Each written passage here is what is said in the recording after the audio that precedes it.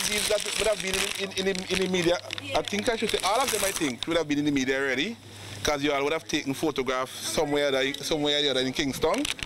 And also my Bible. I never really, this is my Bible I always read. And so the battle was basically, the weapons, as I said before, it was my Bible and these placards. So hence the reason why I put in them this evening, that they could put all together in one space, one place, where they can be seen at one time. It's the first time they would have ever been seen all at one time. And hence the reason I decided to bring them here this evening, to make them, to show persons what you can do with just the strength of God. Don't leave him out, and being persistent, and with the goodness of people, especially the general public who are out there, and who are out there still fighting and help me to advocate in the struggle. And I really want to say thanks very much for all of you who are here at this time. I'm really, really happy. This is a show of love, show of respect to me, and I really thank you all for being here. So when you leave here now, we are going on a tour where I will show you all the whole almost the whole environment of the property, because you all see the river. We have boundary on the southern side is the river, and on the northern side is the river. Those are the two natural boundaries of the property, and those are the ones that was of contention. And we will explore the whole thing this afternoon. Okay? Thanks very much. My intention was to put the road from down there. Forget about passing over the river. Put the road from down there, that whole rock there, take down that steep piece thing gradually and make it, okay. And let the road go straight up. You don't have to come around all these edges here, because time and time we will always have problem where you have rock slides coming down in the road. So it's my hope? You see, so having the road to the corner here is not the best. Okay. And if I could add one more thing bigger before you come in. You see this river? They used to call it Lady Jane, Miss Jane River, small river. This is where the small bridge, this enters the small bridge down there. During the estate days, you see that same road we came up there, they used to go right up there and come across up there to go to collect coconut. Okay. And sometimes they used to walk in the same small river and they come right up and go up there. Because it was so high up. It didn't have this deep gorge down there. It was right up level with the land. Yeah, this is the northern boundary of the property, what we call the Rabacca Dry River. So we just came from the Lady Jane in the south, and now we are in the northern, what we call the Rabacca Dry River. Look at the height, the elevation we are above the river.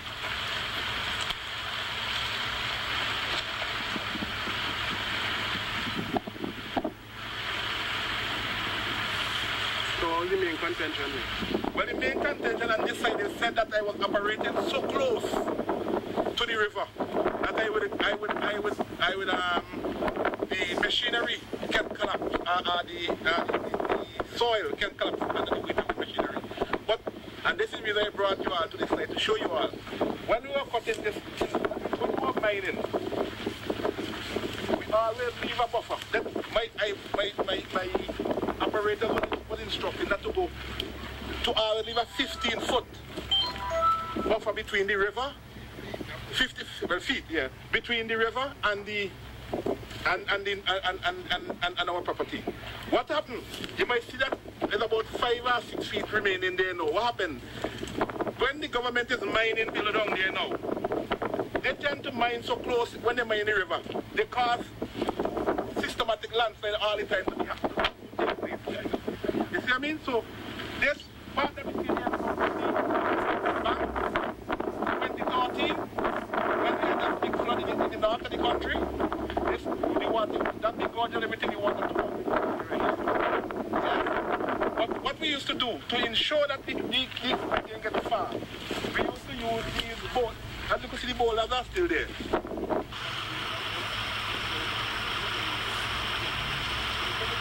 Okay.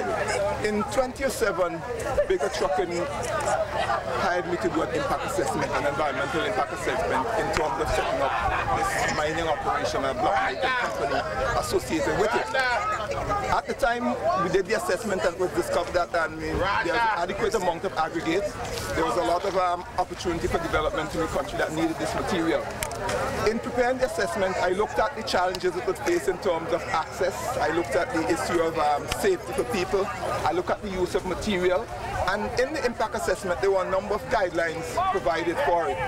One of the things that the impact assessment asked was that there be a management plan that keeps track of what is happening in the area. And that is one thing that was never done by bigger trucking. They never kept track. So at the end of the day, when the authorities said to them that they were violating some environmental issues in terms of chemical spills and the way they were mining and the fact that they were puddling, etc. on the land, well, they had no way of defending themselves in that way. But he came back to me and I responded, I looked at the issue, and I discovered that there was really no grounds for the things that were mentioned there. Subsequent to that, I came to the site and I noticed that there was a tremendous amount of vegetation growth, and even the areas where they had started mining has already been filled in. So there was really no degradation. In fact, if you're looking at environmental degradation as it relates to this mining operation, it's on the lands away from the mining operation. We are standing on a spot that used to be the store, the place where material was stored. And this is one of the few places where vegetation growth is limited. Outside of this, you have vegetation growth that's excessive and very high. The lands look pretty much the same as the others around, which are having normal farming operations. So it's, apart from the derelict equipment you see around here, it's very difficult to tell that there really was mining happening here, because there really isn't even any sign of mining on the lands at this point in time. However, I think that if bigger trucking is to resume operations here, it would be necessary for him to put in place some real environmental standards to guide him and to safeguard him against all charges of this sort in the future. But there really is no indication that there's any of this degradation that was reported taking place on this site. I'm going to ask you a question I asked Mr. Samuel himself earlier. In terms of what you would have discovered in your findings, if there was an attempt to present this to the ministry officials. No, I don't know what the presentation. I have no interaction with the ministry. I was hired by Mr. Samuel to do an assessment in 2007. I'm here as a continuation of that assignment. He came back to me, and so my position here is defending the assessment that I did and speaking in terms of the environment, which is my area of expertise. I had no interaction with government or any ministry department.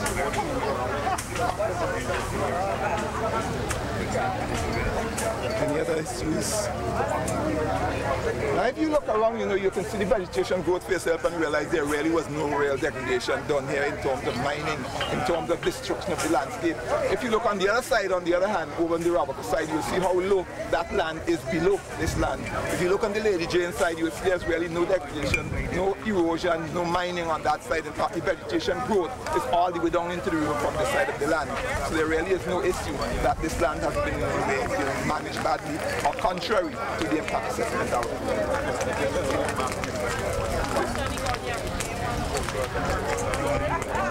So you want me to say something a little bit different. All right, gentlemen. But you still have 1 minute to run up.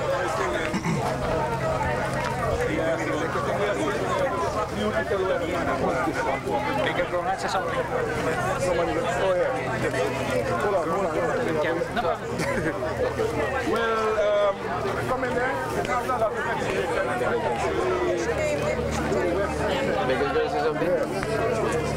Chester. Yes, sir. Well, there we have it. The level of went down. Okay, go ahead. Well, there we had our first public interview with Dr. Murray. Person would have heard from other technical team members. But this time now, they're going to be another force this evening, because since this thing has happened, the focus was more on myself and the business. But there are also workers who are involved, and none of them was ever interviewed before. And I'm going to give them the opportunity this evening to speak and to say what they have been going through, or what they have been going through since the closure of the company. Now we have Fastina Batiste, who was one of the heavy equipment operator. She used to operate the 225 excavator that was responsible for loading the crushing plant.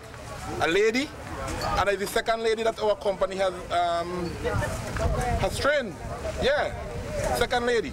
First on the train, she gets so good and she went off to work with another company, and this is another one here in the training. So come fast, come say what, something to the press. Yeah, so as I said, this is another first this evening. So this is Miss Faustina Baptiste, one of the heavy equipment operator. Heavy equipment operator lady. Nice one.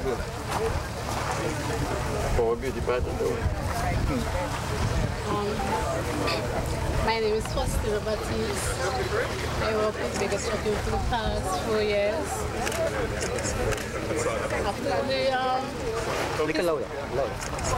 After his license has taken away from him, it affected me. It affected me I will say negatively, because up to the off now I cannot get a proper job. It's just like part-time here and there. And I have kids to send to school and bills to pay. Sometimes when I study, like when I used to be in a job and get my salary weekly, like I want to cry. It's so heartbreaking when I come here and see all these damage that people have done, because he has spent a lot of money on these equipments and building his office and his investment. I hope that one day that job will start to resume back, because I really want to walk back with him, because I enjoy my job. I enjoy working with the company. I was so happy when I was working with Bigger Trucking. I never had a problem with him. We came along together. We had good laughs, good conversation. He was a nice boss to me, honestly. Although here and there people might say a little thing about him, but that's normal, that's this. You said you worked with him for how long? 4 years. 4 years. How many children you say you have? Two boys. How old are they? How old are your kids? One is 17 and one is 8 now. Are they in school, both of them in school? Well, because of I'm not working, one got repeated, and then I couldn't get to send him back to school. That's a 17-year-old one? Yeah, because what school did he go to? He went to Emmanuel High School. Mesquite. Where have you tried to get, how long have you been unemployed? Well, after I left Bigger Trucking, I went to work with Rudy's company in Layu, but that has lost. And then I tried and go sailing, but after I came back, I had some money saved, and then I had to use it up and then borrow a little loan to help me. Then after I came back, I had to pay back the loan, and then they wanted me to go back to Trinidad to do another training, but I didn't have the money, so that's why I'm here right now. But otherwise, I do a little part-time by the gas station, like when someone went on holidays. But personally now, it's like I'm home right now. And you've been there for how long? Okay, I went by the gas station for 3 weeks, because someone went on holidays for 3 weeks, so I was there in that space. How do you survive? My child father, he helped me pay the rent, and sometimes I ask family members to help me and friends.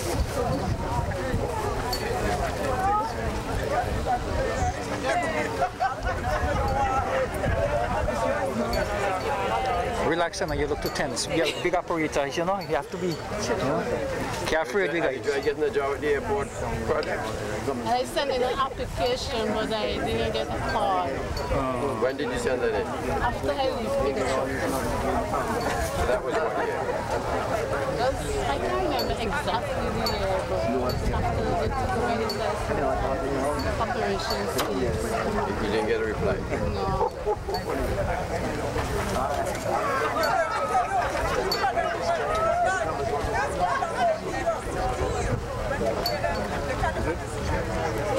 Anybody else want to speak?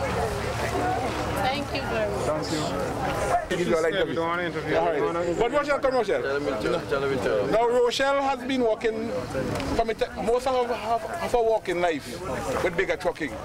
Yes, she's the one who used to be the one that basically run the operations and from an operational level, if I'm not on site. Yes, and they were off and they need blocks. This would have been the go-to lady they would have gone to. She will say what she has been enduring. Have you hold your hands? My name is Rochelle De Freitas. I'm from Sales Vesco. I was employed at bigger trucking for 11 years before we were closed. And since the closure, I was home not working. I'm home for the past 4 years without a job. How have you been? How have things been for you financially? And how have you been able to, what have you been doing to make ends meet? To make ends meet, well, I have to depend on my father. He's the one I depend on. I have 2 small kids. One now enter secondary school and one now enter primary school. In terms of jobs, have you been able to find anything? No. Have you been making applications? Have you been applying to different places? Yeah. And you haven't really got, you're not been able to get anything?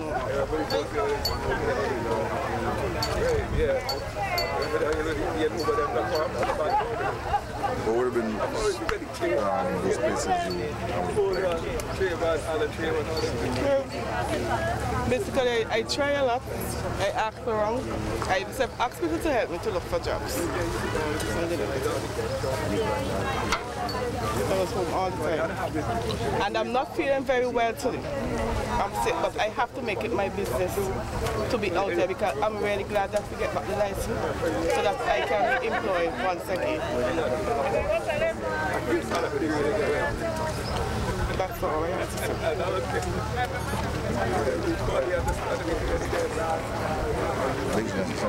Yes, I think. Watch me. I mean, like our Bishai, one of our other technical technical team. Bishai is also here, and I think Bishai want to address the issue of ponding in Rabacca Sand. Yes. So now this is the soil export. Agronomist, scientist. Soil scientist and agronomist. Well, good evening to all present and all who will be seeing this video. It's a beautiful day. The Almighty is shining the sun from us from the heavens because today is what Bigger called the revival of Bigger Trucking Company, which I think over 4 years ago was brought to an unceremonious close.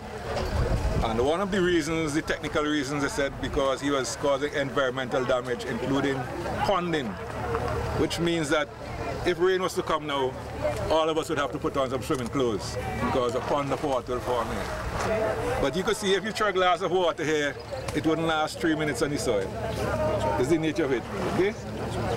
So I am very happy, and I show that all of you are very happy, all of us are happy, that this company would be able to restart its operations. I think it's a part of our black history.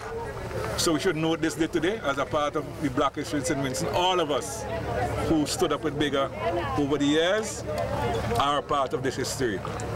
One of the areas I went to first when we came here this afternoon, Dr. Murray and I, was just to the south, the board of the Lady Jane River, which she was accused of excavating. And if you have a chance, you could go and look for yourself. The side of the river to Bigger, that is the northern side, is well covered with vegetation, so you could see that there has been no excavation there. And the other side is very steep, and you could see, you know, aspects of natural erosion. That's natural.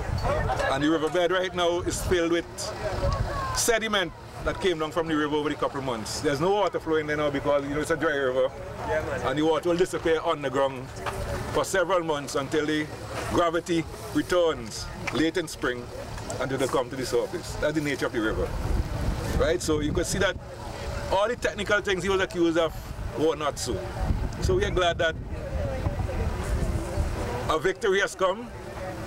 Good has triumphed over evil, and the will of the people, all of us who supported him, is victorious today. And we are happy for bigger, and we hope that this company will grow in strength from time to time. Thank you very much. So that might be the end of the interview now, unless anybody else from the public, from the team might want to say anything. But I have been saying all along that this victory is a bittersweet one. Yes. And I am now about to turn the public now, and the media especially, to why I've been saying, dubbing it a bittersweet or sweet bitter victory, because I want us to take a look now at the crushing and sifting plant, and also a generator and other pieces of equipment on site, that they have been in this position for the last 4 years, and hence the element has taken its toll on them.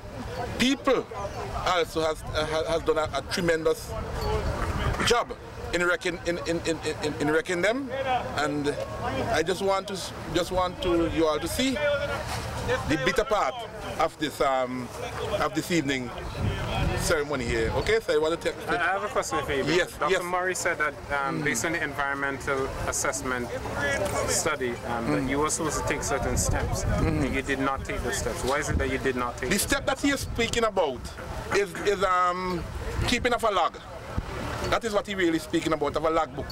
So that if I had that logbook, what they said I was doing, and was able to get this far, to bring me in this position that I am, they would not have gotten through had I kept a proper record book, kept a record book in the first place. But the question remains, why did you not keep it? Because at the time I didn't see it as necessary. Because the reason is that every day, almost every month, persons from the planning department would have visited the site, and when they leave, they always say things are in position, but that does not remove the fact that I should have definitely have them signing in a book.